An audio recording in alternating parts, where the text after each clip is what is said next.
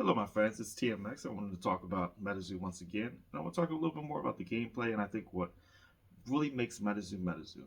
Uh, Charlie Harlocker, when he purchased MetaZoo, he went on Nick Power and Strike's page on YouTube and he did an interview where he talked about what is MetaZoo. And he wasn't saying it like he didn't know what MetaZoo was. He was trying to say what are the essence, what are the pieces that make the puzzle that is MetaZoo. So it got me thinking, what really makes MetaZoo the game MetaZoo, right? I think there's five things that really make MetaZoo the game MetaZoo, and I think we need to keep these five essence together, right? Or else it's not MetaZoo anymore. It's a different card game. Then they purchased it to make something completely different. So I think there's five things that really bring down the core of it, and I want to talk to you about it. And I wanted to add one last thing, that at least a personal thing, an opinion that I have about just card games in general that I think we can improve on. So MetaZoo, we know as a brand, is a lot of things, right? It's about the beasties, it's about the community, it's about the art, it's about the artists. It's about a lot of things, right? It's not about the NFTs. It's not about the bad previous management. It's about the game, and it's about the art, it's about the community, and it's about collectibles and the hobby. So as far as the game, I think there's five core things that really make the game what it is. And I think we need to incorporate this with the new game going into 2025 in order just to keep what the feeling was of playing the game was like. Number one, I think we need to keep the beasties, right? And the beasties, we already established the cryptids that are really important to everybody. The Frogman, the Grims, the Jersey Devils, the Bigfoots, right? Those are so important. But we also need to branch out and do other characters from other regions because it's really important for people to have a character that they feel attached to. And I can relate it to Dragon Ball Z. Tien is one of my favorite characters, but I know Tien is never going to win a battle, right? He's not the strongest, he's not the smartest, he's just a side character. And that's okay because when he's on the screen, I really like seeing him on the screen. So I think it's good that he's represented somehow in all the series. The same way that the Loch Ness Monster can be treated in MetaZoo. He doesn't have to be one of the top beasties, but he might have his shine here and there.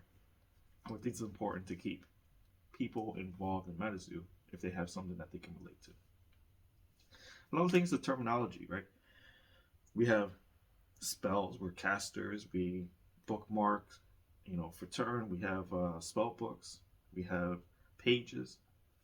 So I think that terminology of being like magicians, being casters, I think that's really important. There's so much terminology in the game that brings us together, that brings us like it's a clubhouse that we're invited to, and we know the secret code to get in.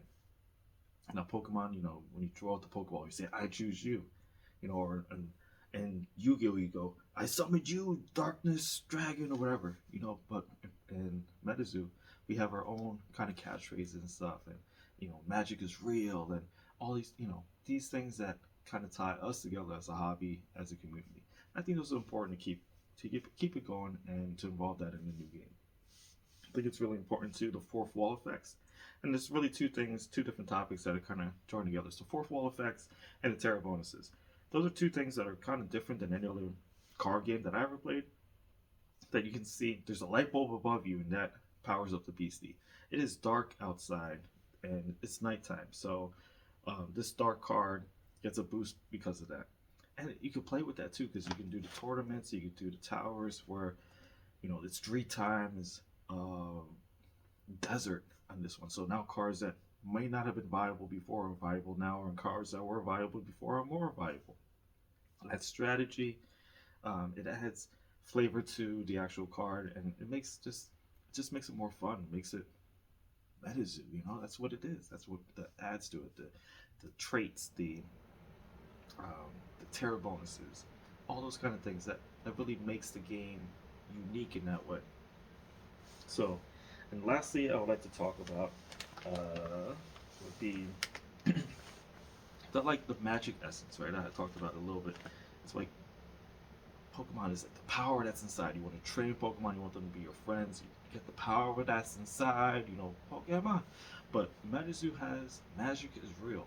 The power that's inside all the beasties and all the casters and every character in MetaZoo is that magic is real. We have magic and magic is everywhere.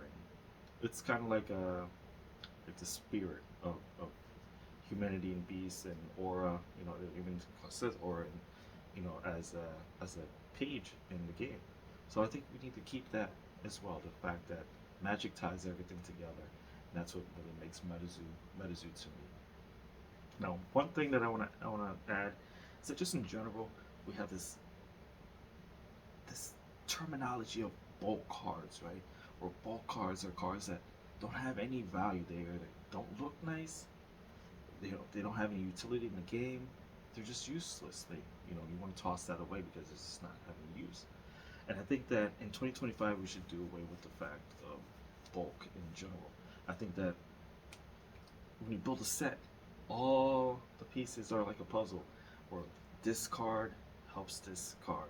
This card will be helps a little bit, but in the next set is going to help a lot more. I think every card should be built so that they all function together to make it one set that's useful. So you don't just have one meta deck that just tears through everything. You have all these cards that are equally balanced, and you have it so that it's either it should really be both, but it's either going to be a really aesthetically pleasing card or it's going to have a lot of utility in the game. Now, both is a double whammy. That's really what we should strive for. So I think that Meta 2, MetaZoo 2.0 can establish that where every card that we have in the set has meaning, is useful, and can be incorporated to when we do make it um, into an app or report it to a game system where every card is going to be used because every card has meaning and has use for it. All right, so that's my 2 cents. Those are my 5 things. Previous to that, where I think are the essence of MetaZoo. So, what do you think? You tell me. What are things that you feel are MetaZoo? What makes MetaZoo MetaZoo? And that could be as a brand. It could be as a card game. It could be as the community. What are those things? You tell me. Tell me if I'm wrong. Tell me if you agree. Tell me what time it is. And I just want to thank you for watching. All right, y'all. Peace.